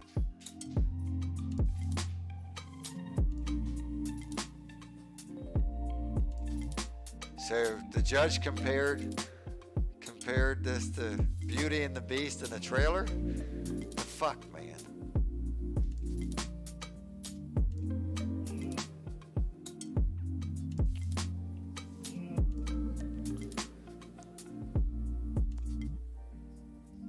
She faces the same charges. Well, I gotta let this dog out. She's giving me that look. She'll be back shortly.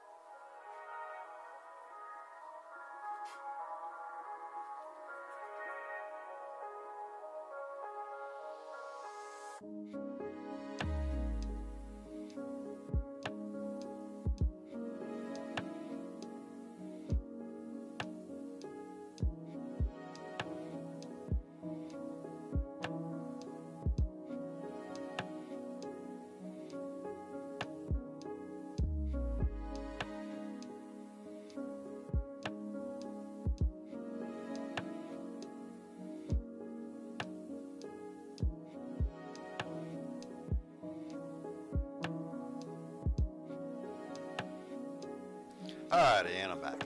Sorry about that. She's gotta go, she's gotta go.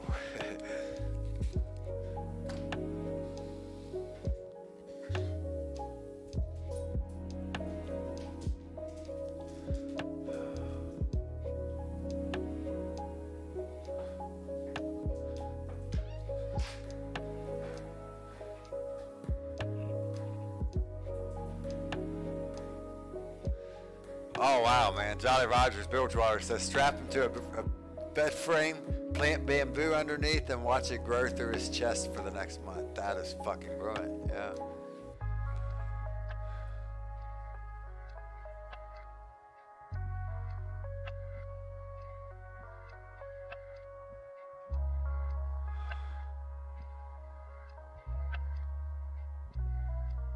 Patrice said she wasn't feeling well that day and went to sleep, and that was it.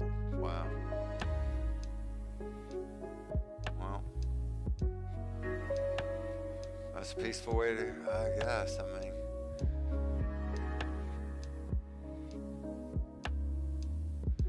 oh, okay. Jolly Rogers is saying the apex of torture, in his opinion, is bamboo torture. And this man deserves worse, yeah. Boiled alive, and the mom too, says popping up. You know? After she's been sanded and rolled with salt, suggests Pinky.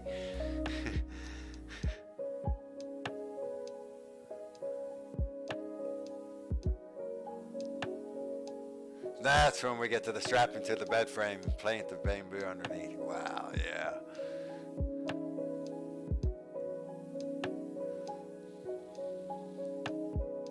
Yeah, Victor, it's always the boyfriend, rarely the father. Must have been a really nice house for them to commit on it, right? That was a trailer.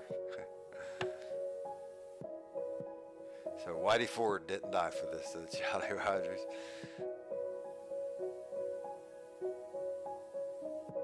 Oh, wow. Okay, now we're getting to... So the cuts on this motherfucker's face, okay, now listen.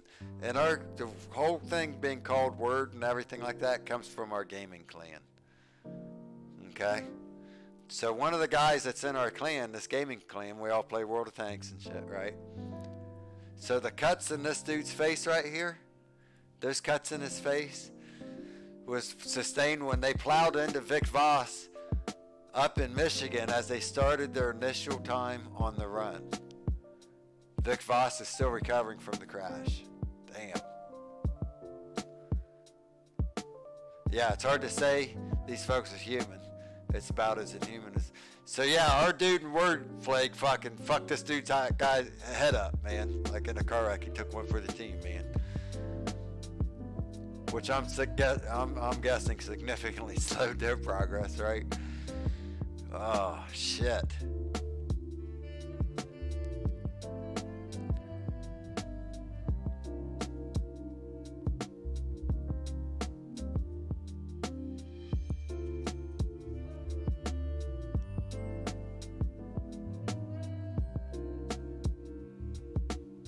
So yeah, they plowed into Vic Voss, and then they fucking ditched it to Florida, and they got caught at the state line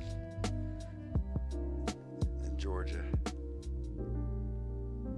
Yeah, they got to Georgia after the crash. They caught him in Georgia. Yeah, oh yeah, I'm guessing. Popping up, suggesting it was a different vehicle, and that's, yeah, I totally agree. That would be my guess.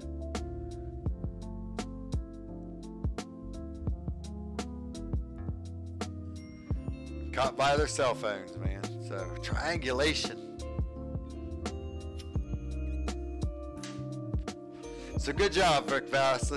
Everyone in the chat give a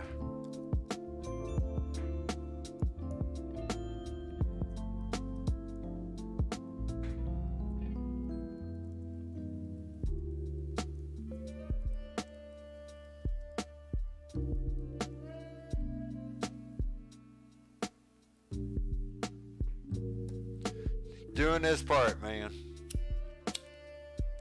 That's like literally fighting the frontline fight, right? Unknowingly, you're like, damn, fuck it, gotta ram him. Someone slow him down.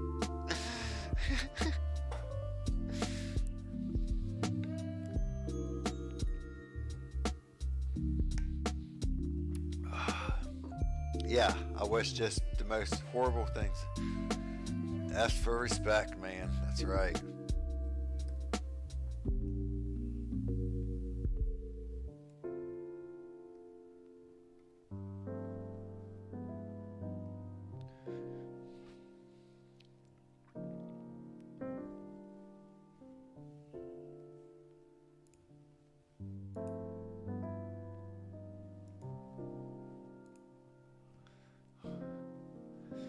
Are you in game, Poppin' Hop? Is he playing?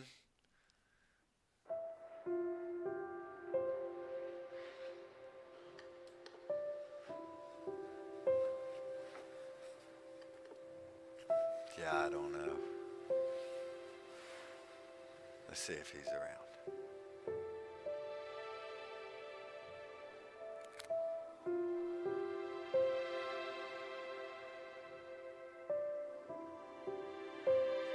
Yeah, I'm logging on too. I'm checking out to see if he's on. If he's on, I'm going to try and, send him a message to get in here, man. So we can prop him up before we go, man.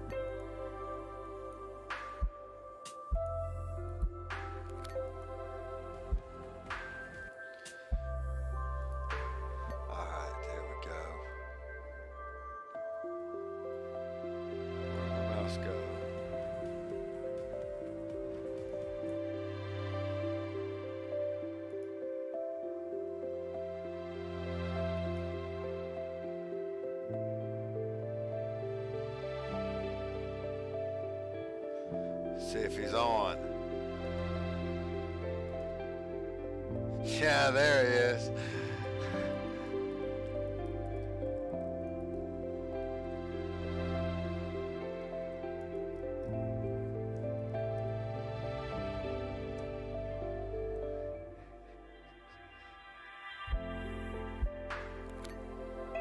Yeah, Poppin' Up says he's normally on this time of day, which I am normally not.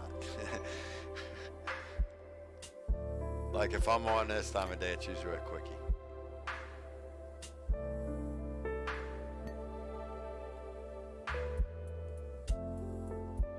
Alright, since you're in there.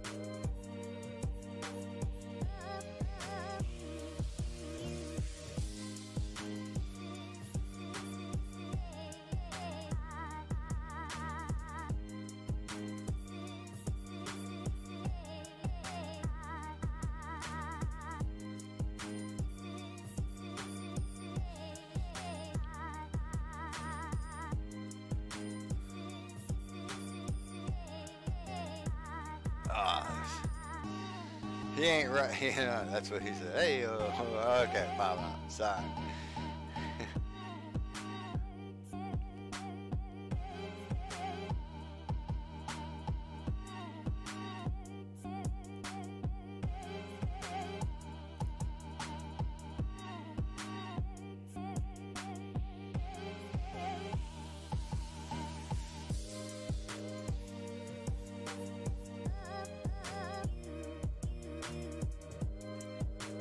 What?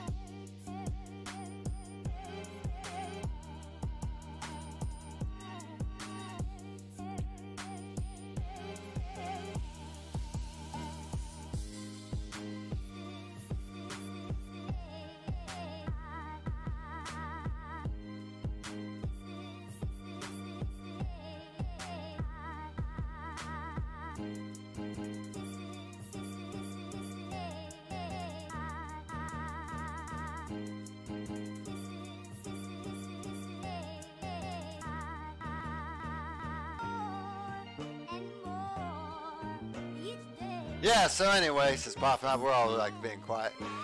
So anyways, he and I talked about this story about a month ago. I was waiting for you to finish your dive and talk about it, so I didn't divert you from your work. Ah, yeah.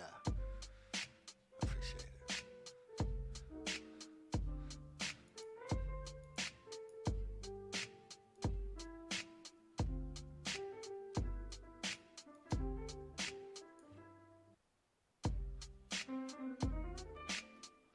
Well, that brings us to our conclusion. Pink said, you! What?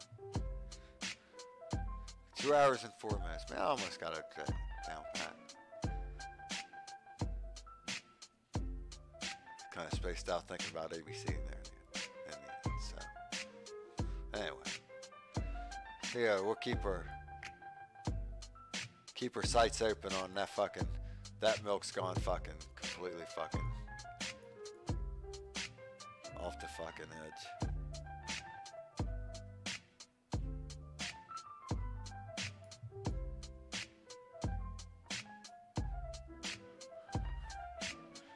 So you all have a wonderful fucking day, man. It's pretty nice weather here for December. There's Vic Voss. Word said, what? I need you to tell me how fucking good my company. Oh man, yeah, we'll wait for Vic. This outro always makes me miss. Yeah, that's what I used because I love geology.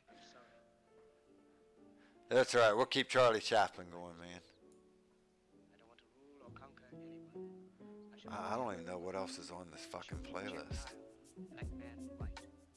He said, "Oh, my stats that bad." So he responded. I told him that we was talking about him.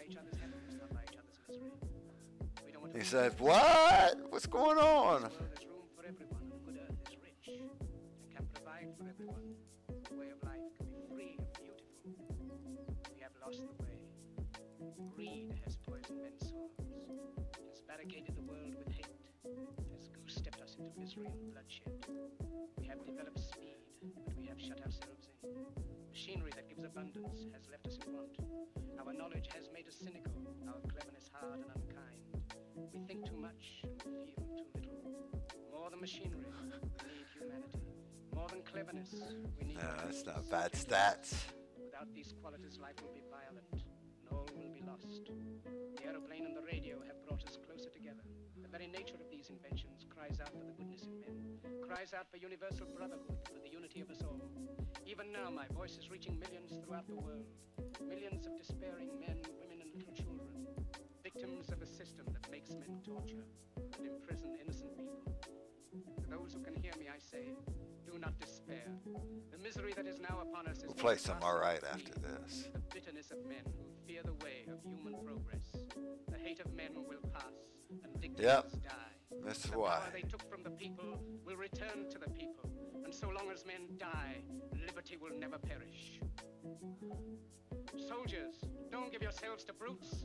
Men who despise Tickets to the Clinton tour regiment your lives, in Sugar Land, Texas tomorrow night are down to $7 on StubHub. Damn. Don't give yourselves to these unnatural men, machine men with machine minds and machine hearts. You are not machines. Loves you, Pinky. You are not cattle. You are men. You have the love of humanity in your hearts. You don't hate, only the unloved hate. The unloved and the unnatural. Soldiers, don't fight for slavery, fight for liberty.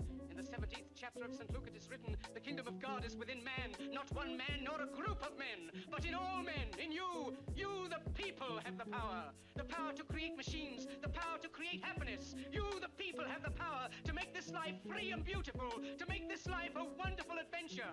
Then in the name of democracy, let us use that power. Let us all unite. Let us fight for a new world. A decent world that will give men a chance to work, that will give youth a future and old age a security. By the promise of these things, brutes have risen to power, but they lie. They do not fulfill that promise. They never will. Dictators free themselves, but they enslave the people. Now let us fight to fulfill that promise. Let us fight to free the world, to do away with national barriers, to do away with greed, with hate and intolerance. Let us fight for a world of reason, a world where science and progress will lead to all men's happiness. Soldiers, in the name of democracy, let us all unite!